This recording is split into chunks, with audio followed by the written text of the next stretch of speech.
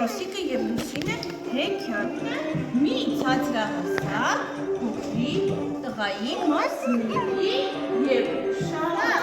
փոքրիկ տղան շատ է ցանկանում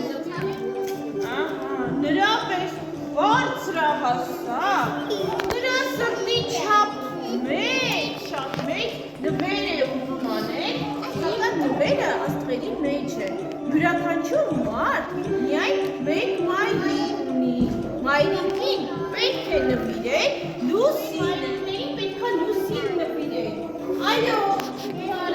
հատկապես, երբ շատ բարձրահասակ չես, առավել ևս որ փոքր խնդրում է իր հայրիկին,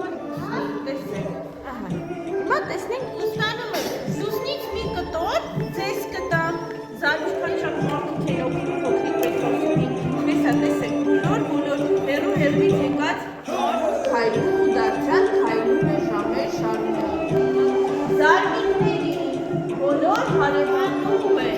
որ ցանկանում, ինքն էլ արդեն մի քիչ մեծացել է, հասնում է շատ մեծ է, այն կբավականացնի իր հայրիկին։